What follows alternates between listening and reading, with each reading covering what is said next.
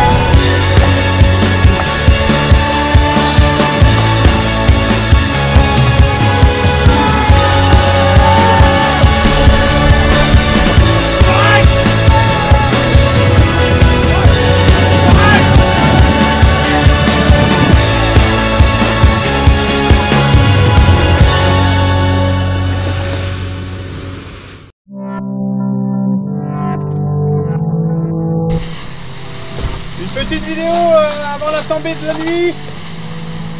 Donc on a pris j'ai pris le départ il y a quelques heures maintenant.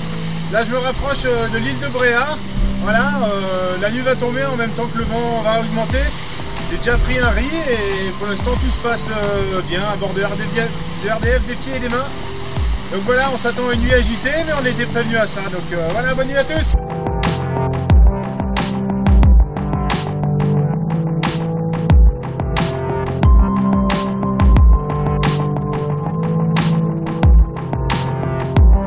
Mercredi 4, c'est notre 4e jour de course. Là, on a vraiment mangé ces derniers jours avec énormément de mer, énormément de vagues, pas mal de matériel cassé, pas mal d'abandon. Pour ma part, j'ai pas trop été épargné par les casses, mais pour l'instant rien de dramatique, en tout cas rien qui compromette mon avancée. Aujourd'hui, les grandes options se dessinent. Il y a quelques bateaux qui ont plongé dans le sud par là-bas, et puis quelques bateaux comme moi qui traçons voilà, à peu près du cap au 250, essayer de trouver une route la plus courte possible.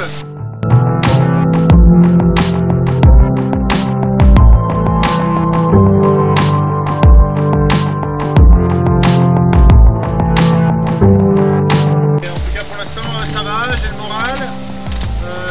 Physiquement ça va bien aussi, le bateau, voilà, j'essaie de soigner ces petits bobos au fur et à mesure, mais ça va bien. Allez, à fond, on continue, la route c'est par là-bas.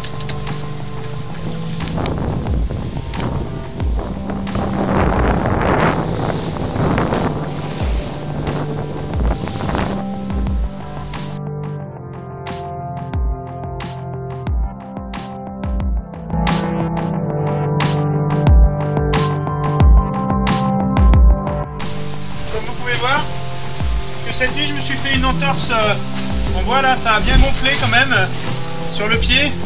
Je fais une entorse sur le pont, voilà c'est un peu bête mais bon.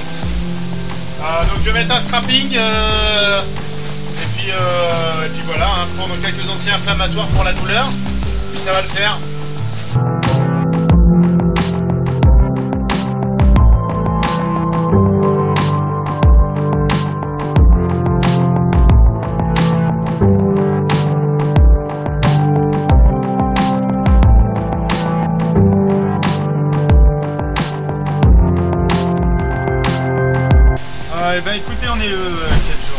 lundi 11, c'est l'armistice, pas pour moi malheureusement, c'est la guerre.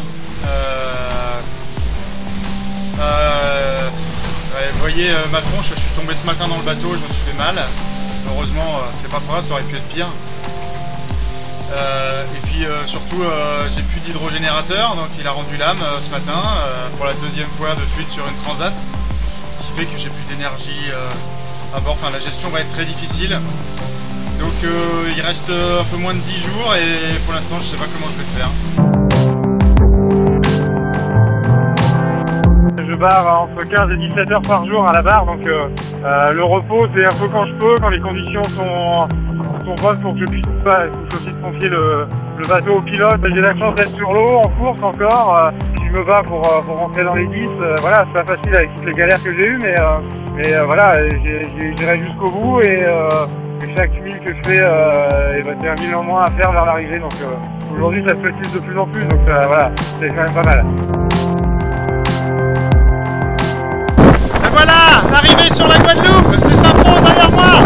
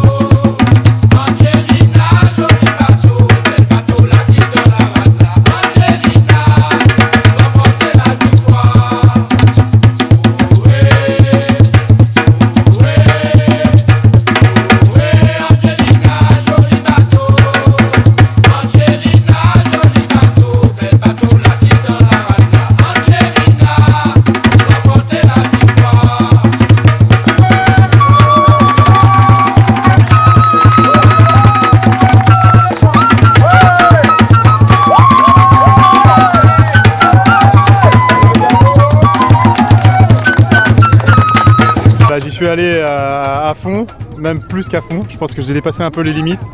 Et voilà, je les ai passés un par un.